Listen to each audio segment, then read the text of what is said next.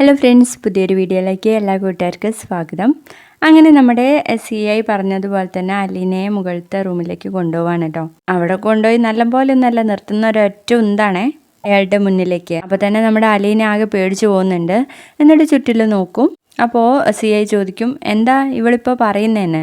ഓ, ഇവിടെ വലിയ പുള്ളിയാ സർ, ഇവിടെ നമുക്കെതിരെ പരാതി പറയുന്നൊക്കെയാ പറയുന്നത് മീഡിയയ്ക്ക് മുന്നിൽ എന്ന് പറയുമ്പോൾ ആ CI എണീറ്റ് നിന്നിട്ട് പറയും, എന്താ നിന്റെ പ്രശ്നം? ഞങ്ങൾ നിന്നോട് ആ പരാതിയിൽ ഒപ്പിടാൻ വേണ്ടി മാത്രമല്ലേ പറഞ്ഞിട്ടുള്ളൂ. അത് നിനക്ക് ചെയ്താൽ എന്താ സംഭവിക്കുക? നിന്റെ പേരൊന്നും വരാൻ പോണില്ല. നീ കോടതിയിലേക്കും വരണ്ട. ആ രണ്ട് കാമപ്രാന്തന്മാർക്ക് ശിക്ഷ ലഭിക്കാൻ വേണ്ടിയിട്ടല്ലേ എന്നൊക്കെ ചോദിക്കുമ്പോൾ നമ്മുടെ അലീന പറയും, എനിക്ക് പരാതിയിൽ ഒപ്പിടാൻ തീരെ താല്പര്യമില്ല സാർ, അതൊക്കെ പണ്ടേ കഴിഞ്ഞു പോയതല്ലേ, അതിനെയും കുത്തിപ്പൊക്കാൻ എനിക്ക് തീരെ താല്പര്യമില്ല എന്ന് പറയുമ്പോൾ അയാൾ പറയുന്നുണ്ട്, അതിപ്പോഴത്തെ പീഡന കേസിന് ബലം കൂട്ടാൻ വേണ്ടി മാത്രമാണെന്ന്. അപ്പൊ അലീന പറയും, അതിന്റെ ആവശ്യമൊന്നുമില്ല സർ, ഇപ്പോഴത്തെ കേസ് ഉള്ളതാണെങ്കിൽ അവർക്ക് ശിക്ഷ കിട്ടുക തന്നെ ചെയ്യും. അവർ തെറ്റ് ചെയ്തിട്ടുണ്ടെങ്കിൽ അവർക്ക് ശിക്ഷ കിട്ടണം എന്നൊക്കെ പറയുമ്പോൾ അതിനല്ലടി നിന്നോട് ഇതിൽ ഒപ്പിടാൻ വേണ്ടിയിട്ട് പറഞ്ഞതെന്ന് പറഞ്ഞ് കയർക്കാണ് കേട്ടോ ആ CI. അപ്പോൾ അലീനയുടെ അടുത്ത് ചോദിക്കും, നീയും കൂടെ ഒത്താശ ചെയ്തിട്ടല്ലേടി ആ പാവം പെണ്ണിനെ ഇങ്ങനെ പീഡിപ്പിച്ചത് എന്ന്.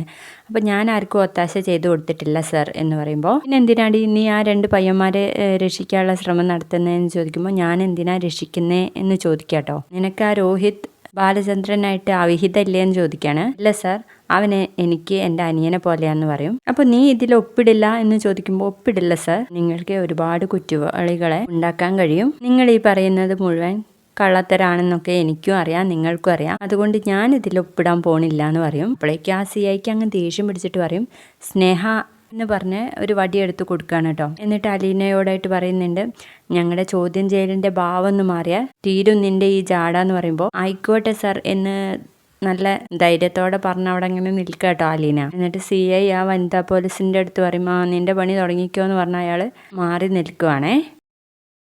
അങ്ങനെ അവിടേക്ക് DYSP വന്ന് കയറുന്നു. എന്നിട്ട് രമേശ് നമ്പ്യാർ എവിടെയെന്ന് ചോദിക്കുമ്പോഴേക്കും അയാൾ വരുന്നുണ്ട്. എല്ലാ പ്രതികളെയും കിട്ടിയോടോ? 4 പ്രതികളെ കിട്ടിയിട്ടുണ്ട്, ഇനി ഉണ്ടോന്ന് അറിയത്തില്ല എന്ന് പറയുന്നു. അതിലൊരു പ്രതിയുടെ വീട്ടിൽ നിന്ന് ഒരു ഹൗസ് മെയ്ഡിനെ കൊണ്ടുവന്നിട്ടുണ്ടോ എന്ന് ചോദിക്കുമ്പോൾ, അതെ സാർ, കൊണ്ടുവന്നിട്ടുണ്ട്, ചോദ്യം ചെയ്യാൻ വേണ്ടിയിട്ടാണ് കൊണ്ടുവന്നതെന്ന് പറയും. എവിടെയാ എന്ന് ചോദിക്കുമ്പോൾ, മുകളിലേക്ക് കൊണ്ടുപോയതാന്ന് പറയുമ്പോൾ അയാൾക്ക് ദേഷ്യം പിടിച്ചിട്ട് ചോദിക്കും, അവളെന്താടോ ക്രിമിനലാണോ? ക്രിമിനലിനെ അല്ലേ മുകളിലത്തെ റൂമിൽ കൊണ്ടുപോയി ചോദ്യം ചെയ്യേണ്ടത് എന്ന് ചോദിക്കുമ്പോൾ, ക്രിമിനൽ അല്ല സാർ എന്ന് പറയാൻ കേട്ടോ രമേശ് നമ്പ്യാർ. പിന്നെ എന്നാത്തിനാടോ അങ്ങോട്ട് കൊണ്ടുപോയത്? CI എവിടെയെന്ന് ചോദിക്കുമ്പോൾ മുകളിലാണെന്ന് പറയുമ്പോൾ കുറച്ചുകൂടെ ദേഷ്യം പിടിക്കുകയാണേ. അങ്ങനെ ആ DYSP മുകളിലേക്ക് കയറാൻ വേണ്ടി നോക്കുമ്പോഴേക്കും CI ഇറങ്ങി വരുന്നുണ്ടാവും. താനിത് എന്തെടുക്കുമായിരുന്നു? അത് പിന്നെ സാർ, ഞാൻ ബാലേന്ദ്രൻ്റെ മകൻ പ്രതിയാണല്ലോ, അപ്പോൾ അവിടുത്തെ സെർവൻ്റ് എന്തൊക്കെയോ കാര്യങ്ങൾ മറയ്ക്കുന്നത് പോലെ തോന്നി, അതുകൊണ്ട് ക്വസ്റ്റ്യൻ ചെയ്യാൻ വന്നതാ എന്ന് പറയുമ്പോൾ DYSP ചോദിക്കുന്നുണ്ട്, അവൾ എന്ത് കാര്യം തന്നോട് മറിച്ചതെന്ന്. അല്ല സാർ, അവളെ ഇവർ 2 പ്രതികൾ പണ്ട് റേപ്പ് ചെയ്യാൻ വേണ്ടിയിട്ട് ശ്രമിച്ചായിരുന്നു, അപ്പോൾ അതിനെക്കുറിച്ച് ചോദിക്കാൻ വേണ്ടിയിട്ടായിരുന്നു എന്ന് പറയുമ്പോൾ, എന്ത് റൈറ്റ്സ് ഉണ്ടോ തനിക്ക് അവളെ ക്വസ്റ്റ്യൻ ചെയ്യാൻ വേണ്ടിയിട്ട് എന്ന് ചോദിക്കുമ്പോൾ CI പറയുന്നുണ്ട്, അവൾക്കൊരു ക്രിമിനൽ ബാക്ക്ഗ്രൗണ്ട് തോന്നിയതുകൊണ്ടാണ് സാർ എന്ന് പറയുമ്പോൾ DYSP അലീനയെ കാണാൻ വേണ്ടിയിട്ട് മുകളിലേക്ക് പോവാണ്. താൻ വരണ്ട, ഇവിടെ നിന്നാൽ മതി എന്ന് പറഞ്ഞിട്ടാണ് പോകുന്നത്. അപ്പോൾ തന്നെ CI രമേശ് നമ്പ്യാരോട് ചോദിക്കുന്നുണ്ട്, ആരോടോ ഇതിലിടപെട്ടത്? ഇത്രയും സ്ട്രോങ് ആയിട്ട് സാർ ഇവിടെ വരണം എന്നുണ്ടെങ്കിൽ ആരോ മുകളിൽ നിന്ന് സ്ട്രോങ് ആയിട്ട് റെക്കമെൻഡ് ചെയ്തിട്ടുണ്ട് എന്ന് പറയുന്നു. അങ്ങനെ DYSP മുകളിലെത്തിയിട്ട്, എന്താ ക്വസ്റ്റ്യൻ ചെയ്ത് കഴിഞ്ഞില്ലേ എന്ന് ചോദിക്കാട്ടോ ആ ലേഡിയോട്. ആ കഴിഞ്ഞു സർ, എത്ര മണിക്കാണ് ഇവിടെ മുകളിലേക്ക് കൊണ്ടുവന്നതെന്ന് ചോദിക്കുമ്പോൾ 7 മണിയായി കാണുമെന്ന് പറയും. 2 മണിക്കൂറായിട്ട് ഇതുവരെ ക്വസ്റ്റ്യൻ ചെയ്യല് തീർന്നില്ലേ എന്ന് ചോദിക്കുമ്പോൾ, ഓ തീർന്നു സാർ. എന്തിനാ ഇവിടേക്ക് കൊണ്ടുവന്നതെന്ന് ചോദിക്കുമ്പോൾ അത് CSR പറഞ്ഞിട്ടാന്ന് പറയും. അങ്ങനെ അലീനയെ താഴോട്ട് ഇറക്കാൻ വേണ്ടിയിട്ട് പറയാണേ.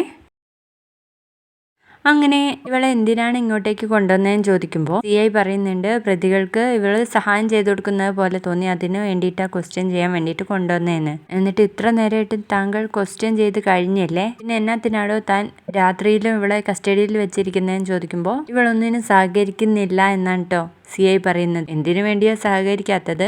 എന്താ സഹകരിക്കാത്തതെന്ന് ചോദിക്കാട്ടോ നമ്മുടെ അലീനയെ. അപ്പോൾ അലീന പറയും, സഹകരിച്ചു സർ, അവർ ചോദിച്ച എല്ലാ ക്വസ്റ്റ്യനും ഞാൻ ഉത്തരം പറഞ്ഞിട്ടുണ്ട് എന്ന് പറയും. അപ്പോഴേക്ക് CI ഇവളെയും പ്രതികൾ റേപ്പ് ചെയ്യാൻ വേണ്ടി ശ്രമിച്ചതാ, അതിനെക്കുറിച്ച് ചോദിക്കാൻ വേണ്ടിയിട്ടാണ് ശരിക്കും ഇങ്ങോട്ട് കൊണ്ടുവന്നത്, എങ്കിലേ ഈ ഒരു കേസിന് നല്ലൊരു പിൻബലം ലഭിക്കുള്ളൂ എന്ന് പറയുമ്പോൾ DYSP നമ്മുടെ അലീനയുടെ അടുത്ത് ചോദിക്കും, അങ്ങനെ ഒരു സംഭവം നടന്നിട്ടുണ്ടോ എന്ന്. അതെ സാർ, അങ്ങനെ ഒരു സംഭവം നടന്നിട്ടുണ്ട്. എന്നിട്ട് അന്ന് എന്തേ അതിന് പരാതി കൊടുക്കാൻ ഞാൻ ചോദിക്കുമ്പോൾ പഠിക്കുന്ന 2 വിദ്യാർത്ഥികളല്ലേ സാർ, അവരുടെ ഭാവി തൊലഞ്ഞു പോണ്ടെന്ന് വിചാരിച്ച് ഞാനൊന്ന് ക്ഷമിച്ചതാ. പക്ഷെ അന്ന് ക്ഷമിച്ചത് നന്നായില്ല എന്ന് എനിക്ക് മനസ്സിലായി എന്ന് പറയാൻ കേട്ടോ അലീന. അപ്പൊ DYSP പറയുന്നുണ്ട് ഇപ്പോഴും പരാതി കൊടുക്കാമെന്ന്. വേണ്ട സാർ, അത് മാസങ്ങൾക്ക് മുൻപേ കഴിഞ്ഞു പോയതാ. അതിനിയും കുത്തിപ്പൊക്കി വന്ന് അതിന് ആ കേസ് ഒരു വിവാദമാക്കാൻ ഞാൻ ശ്രമിക്കുന്നില്ല. എനിക്ക് അതിലൊട്ടും താല്പര്യമില്ല എന്ന് പറയാണ്. അപ്പോഴേക്ക് CI പറയുന്നുണ്ട് കേട്ടോ, കത്രിക ഇവരുടെ അടുത്ത് നിന്ന് രക്ഷപ്പെടാൻ വേണ്ടിയിട്ട് കത്രിക എടുത്ത് വയറ്റിന് കുത്തിയിട്ടാണ് രക്ഷപ്പെട്ടത്.